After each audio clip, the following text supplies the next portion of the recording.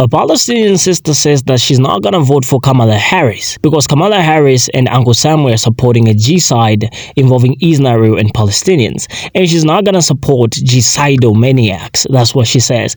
Now, she takes to social media to say that other people should not do the same, just as she has decided not to vote Kamala Harris. And in this case, she's referring to people from the black community because, of course, which other community would she be talking to? Now, it's just a pity, and it's just so sad that minority groups and other communities always come online to talk about the black community and what the black community should and shouldn't do. Now, that is just something that has always baffled my mind, but as always, in response to her video, there were some comments and perspectives that were shared online, of which I have gathered into this video. And you're gonna take a look at those, and you should tell me what you think in the comment section involving our discussion. Do you think this Palestinian sister is pretty much right in saying what she says, or what is your suggestion? Keep Palestinians' names out of your mouth when you're trying to defend your decision for voting for Kamala. I am not here to try to persuade you one way or another. I know what I'm going to be doing come November, but my God, just sit with your cognitive dissonance. Don't try to shove it onto the rest of us, all right?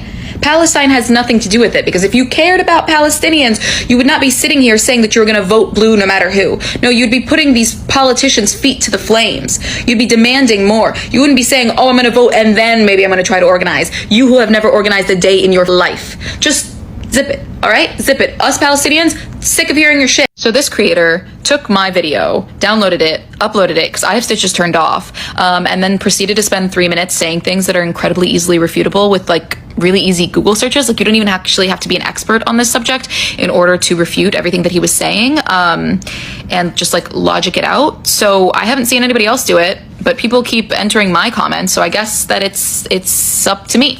And I want to be clear, I did block this creator like immediately. As soon as I saw his video and I got to this frame, I am making this video because I'm going to support Vice President Kamala 100%. That's when I blocked. I didn't even watch the rest of it because I was like, this is absolutely going to be nonsense. And then I unblocked, went, downloaded the video, watched the video, and then reblocked because I was like, oh, this is confirmed nonsense. Bear with me because I am going to go through every single thing that he says in this video. So this person starts the video with Genocide Olympics. Starts the video with Genocide Olympics. That's how you know that he is deeply unserious. I will never engage in this kind of rhetoric, because what does that mean? So what's been happening in Congo has been going on for longer. Does that mean that Sudan doesn't matter because it technically started last year? Or let's say that it started in the early 2000s, because you can trace what's happening in Darfur back. Okay, does that mean that it doesn't matter because Congo's been happening for longer? This phase of Palestine has been happening since October, but Palestine's been actually happening since 1948. Do you see how this is a slippery slope, how this logic just doesn't hold up? This argument, this fallacy, I suffered longer, therefore I matter more, or it's more valid, my suffering, is something that should be entirely rejected. We should understand that all of our struggles are interconnected and move forward as such. Now, the whole of his video, the entire thing, hinges on one man, Dan Gertler, and what the Democrats supposedly did to curb his violence in the Congo. He says that Obama sanctioned him, and then Trump unsanctioned him, and then Biden re-sanctioned him. But that's not actually true. The US Treasury sanctioned Gertler in 2017. 2017. Read it again, 2017. Do you know who signed that into effect? Who was in power in 2017? Who was in office? Yeah, it was Trump. Crazily enough, he does say 2017 in the video, but then he says by Obama, which Obama was not in office in 2017. Please don't misunderstand me. This is not me saying Trump is good. This is me presenting you with dates. That's it. The actual sanctions, I think, were first announced in 2012 under a specific act that actually dealt with a Russian incident. Like, a bunch of Russian people were on this sanction list, but then it was implemented in 2017 by Trump. AKA Trump is actually the person who sanctioned Gertler in the first place. Then he signed a waiver to partially lift some of his funds from Deutsche Bank, which, like, Deutsche Bank is an evil entity in and of itself. But the idea that Obama sanctioned him and then Trump unsanctioned him and then Biden re-sanctioned him is just not true. And mind you, the sanctions weren't actually because Gertler was abusing and exploiting Congolese workers. It was because he was seen as having achieved these mining deals through his friendship with the former leader of Congo. AKA, the sanctions were put in place because of corruption, not because of exploitation, not because of genocide. In fact, the US is currently discussing a proposal to let this man sell his royalty streams back to the Congolese government and earn hundreds of millions of dollars, if not more, from that sale. Like right now. The reason this is being done is because the US wants access to those metals. The US wants access to those resources. They want Gertler gone so that they can go in with US companies and exploit the Congolese people. Not one other person in relation to Congo was sanctioned. It was just Dan Gertler because of corruption, not because of labor violations, not because of genocide, not because of any of that stuff. Corruption. And in fact, tech giants twice now have gotten off from labor violations cases related to the Congo. Twice. And both times, guess who was leader? It was Biden. So you know what? I'll let you decide whether you believe that this creator's assertion that Kamala Harris won't let Gertler have his money back is valid. And I'll let you decide whether you think that American companies are going to engage in fair labor practices in the Congo once they take over mining from Gertler. Now, this creator rounds off his video by saying that people have lost their jobs for supporting Palestine and content creators got their accounts banned for talking about Palestine, and a lot of people were physically hurt protesting for Palestine, and that somehow means that I'm ungrateful and disingenuous. And all of this is using the really twisted logic of white supremacy to placate Palestinians. It's also arguing something that was never even mentioned and doesn't even stand true on its own. The people losing their jobs for Palestine, the people being physically hurt at protests for Palestine, I know those people because I've been organizing and protesting beside them for a decade. This isn't new for me. I've been engaged in some form of Palestine organizing, activism, advocacy, or education literally since 2014. And you want to know the one thing beyond all other things that I've taken away from that? Solidarity is not transactional. You cannot be ungrateful for continuing to demand dignity, for continuing to demand humanity, for demanding an end to genocide. You cannot be disingenuous for demanding consistency. And please note, I never said, don't vote for Kamala. Even if I want to say that, I'm not going to say it because it's useless. It doesn't serve anybody. You know what you're going to do. I know what I'm going to do. You're not going to move me, and I don't think I'm going to move you. So what's the use of it? What I am saying is sit with the discomfort. Sit with that dissonance. Sit with the hypocrisy. I know you're feeling it. I know you're looking at yourself and you're saying, this is a system.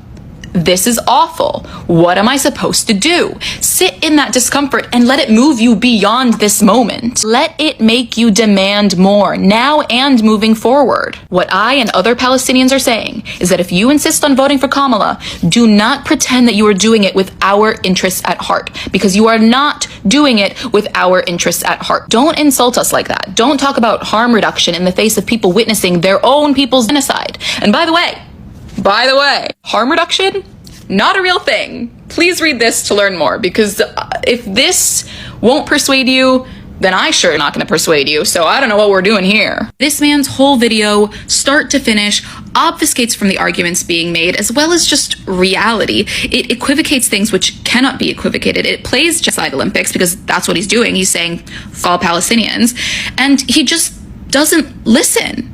Bad form. This was just bad form. All while caping for a genocidal cop.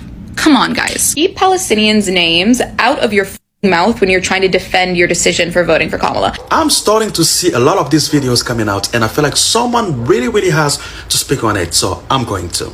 And I'm going to tell this with all my due respect. Palestine is not the only country that's dealing with genocide right now. I am from Congo, in case you cannot tell. I'm from Congo, okay? We are also dealing with genocide in Congo. In fact, the genocide in Congo has been going for way longer than the genocide in Palestine. The genocide in Congo has made 8 million of victims. 8 million. And you might wonder, why am I making this video? Well, I am making this video because I'm going to support Vice President Kamala.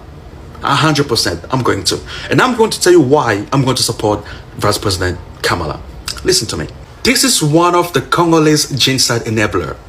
His name is Dan Gertler. This guy is an Israeli billionaire who owns mines in Congo.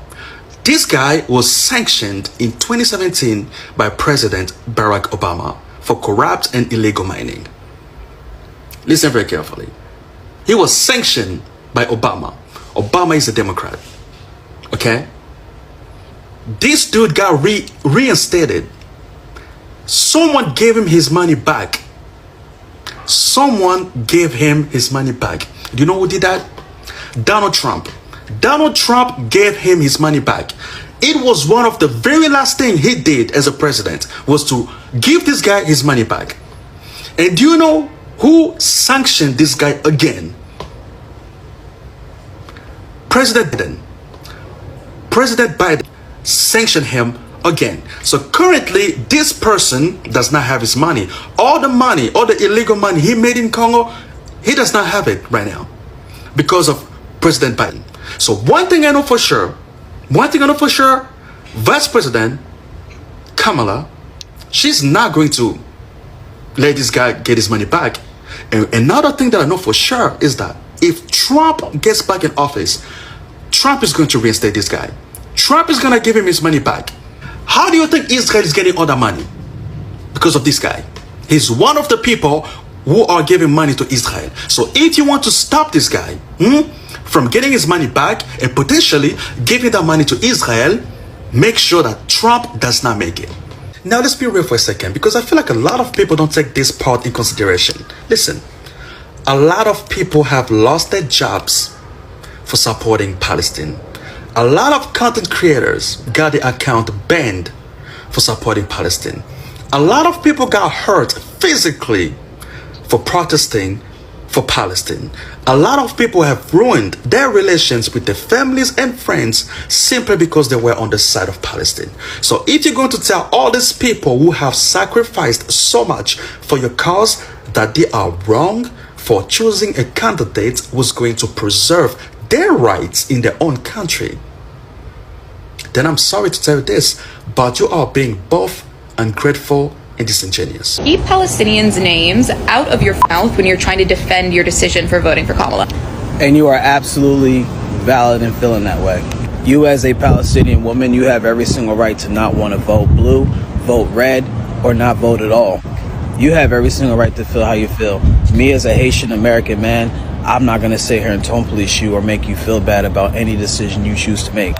What I feel is the problem is that people who are big on supporting Palestine and or who are Palestinian themselves in America are not seeing the amount of people trying to tone police and make black people feel about who they should vote for during this election. That is not being talked about enough for me, and it's starting to annoy me a little bit. If black people want to vote for Kamala or decide to vote blue in general because they want to do everything in their power to make sure A, Trump doesn't get into office, and B, Project 2025 doesn't happen, then black people should be able to feel how they feel about it. Black people have been sitting here rocking with Palestine and rocking with the Free Palestine movement for God knows how long. If black people in this country are saying, hey, we got to worry about ourselves first before we help anybody else, I don't understand how no one is understanding that. I don't understand how no one is putting their feelings to the side and be like, you know what? I can see where they're coming from.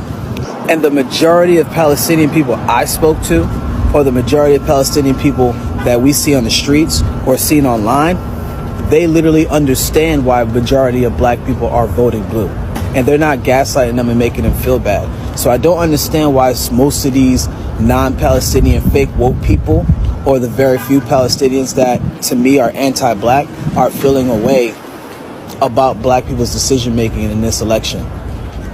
It just doesn't make sense to me. There's not a lot of smoke for the white leftists or any non-black leftists or any non-black people regarding their decision making in this election. It's mostly everybody feeling a way about how black people are utilizing their vote for their best interests, for their children's interests, for their black wives or black mothers' interests. I don't know. That's just my take on it. And by the way, free Palestine. But there are also other genocides happening in the world right now outside of Palestine. There's one happening in Congo right now that has happened far longer than the genocide that's happening in Palestine. There's also a genocide in my home country in Haiti that's happening that people are barely talking about. So free them too. And I'm supposed to believe these are the people who care, right? Like, I'm supposed to vote in line with what these people want. Really? Seriously. It's so funny too, because if we're going to talk about how protesters are being treated, like, we don't have to look into some theoretical future, nor do we even need to look into some 4-year ago past. Like, we can just look at right now, like right now, what is happening to protesters, not just Palestine protesters, but like Cop City protesters, environmental protesters. Like, what is going on with them? They're being locked up and shot. So I don't know what kind of reality you're living in where Democrats are good to protesters, but it's not this one. So this creator took my video, downloaded it, uploaded it, because I have stitches turned off, and then proceeded to... Now you done pissed me off. You know, the same way you were voicing your frustrations about, you know, your people of Palestine and this, that, and the third, he's voicing his frustrations in his own way. He's not tone policing you, but you low-key trying to tone police him. Then you went on to sit here and say, well, I blocked this creator as soon as I saw the caption. Then I unblocked him again, and then I watched it again, and I'm like, yeah, that definitely made... Girl, what? Do you know how anti-black you coming off, beloved? Let me tell you something. The only reason people are speaking up more for Palestine and less for Congo is a very obvious reason. The people of Congolese are majority black. That's why no one in the world gives a damn about them, because they're black. If the majority of the people in Palestine racially were black, you think people will go this hard for Palestine? Let's really wake it up. Let's really keep it a beat.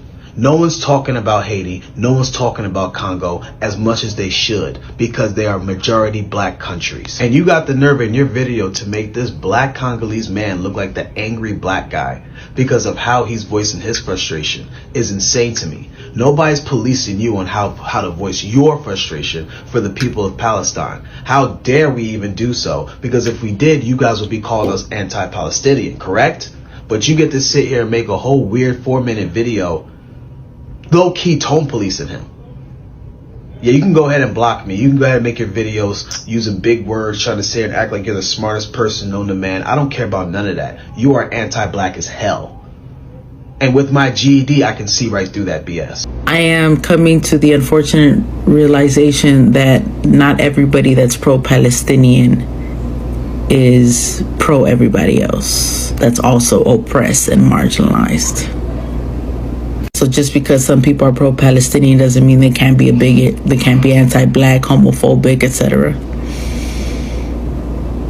Because how do you, as a pro-Palestinian person, tell the rest of us who also come from oppressed and marginalized communities to not give about our people and our country here? Because we can care about both things, you know what I mean? Black Americans are being mass murdered by cops and white supremacists in this country every day. We need to do something about that. Okay? Native American women, they go missing and murdered at high rates in this country. No one bats an eye. We need to do something about that. Indigenous children are this government is constantly trying to take indigenous children out of indigenous homes. We got to do something about that. We have to vote here to protect these oppressed people here too. Okay? And some of you that are pro-Palestinian, I never see you say anything about Sudan or Congo. Why? Because they're black? Yeah. Some of you really ain't shit. You're not. And you're not the freedom fighter that you think you are.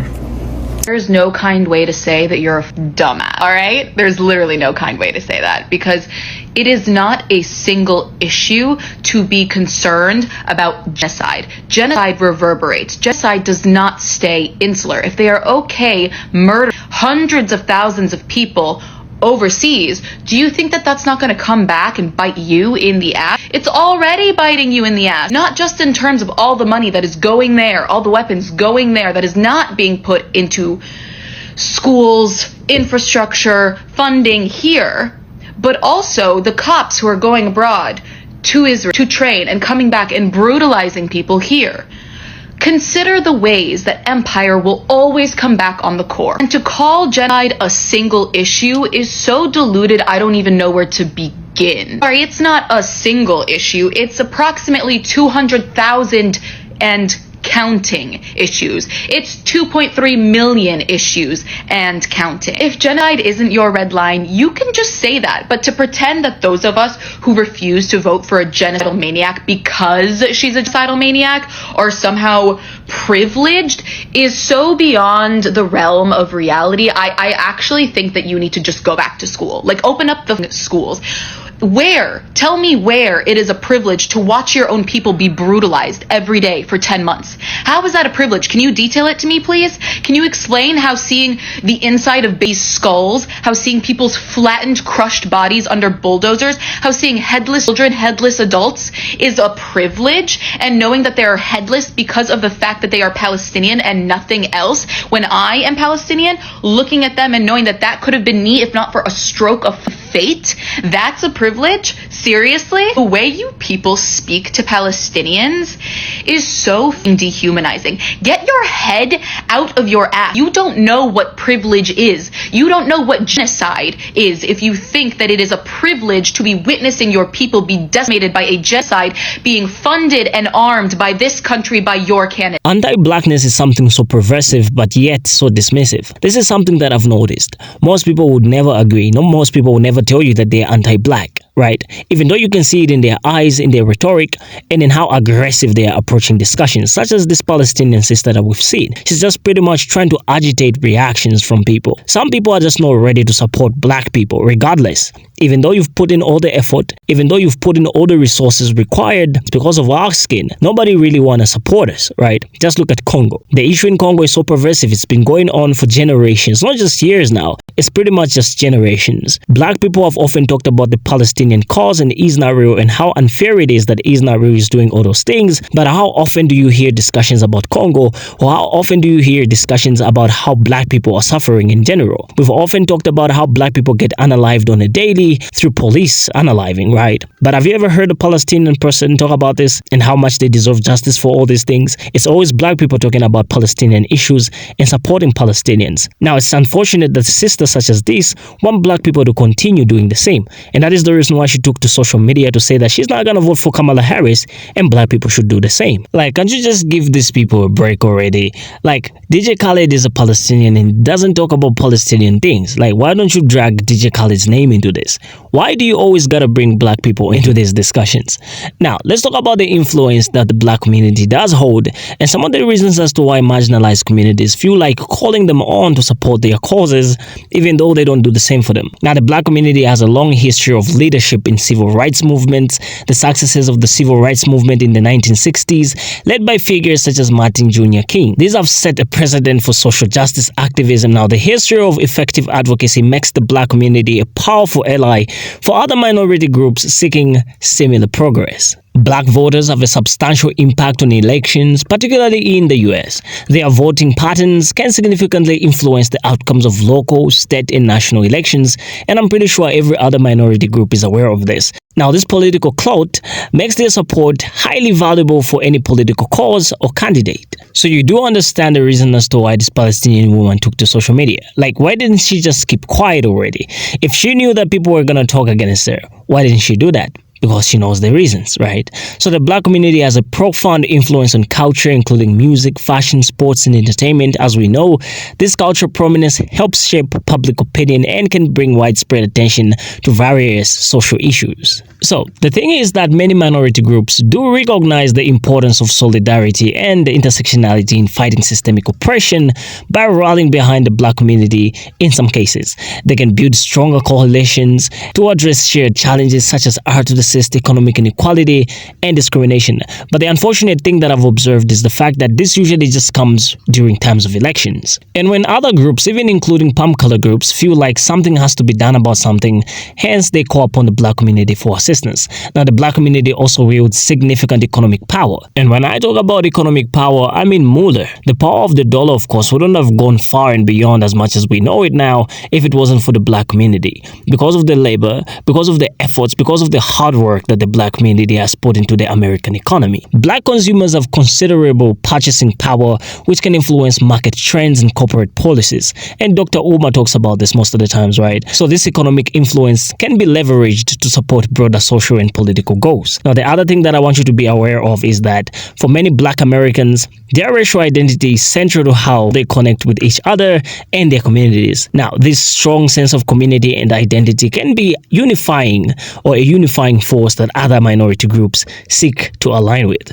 right? And that is the reason why I brought DJ Khaled into light. I've always thought that DJ Khaled was a black person, right? Until the Free Palestine situation came up and everybody was talking about it on social media, and somebody called DJ Khaled out saying that he's Palestinian, but he doesn't talk about it, right? So why doesn't this Palestinian sister and other Palestinian people talk about DJ Khaled not rallying behind his own people? Like, why does he stand in solidarity with black people most of the time? Like, why does any other person stand in solidarity and call upon the black community the majority of the times to help them bring awareness to anything that is going on around the world? That's how much significant and how much influential the black community actually is. And this is something significant that I do admire about the black community and brothers and sisters in the US. Like, how I wish that as Africans, regardless of where we live in Africa, how I wish that we could look at the same and say that, hey, we should also be doing the same thing.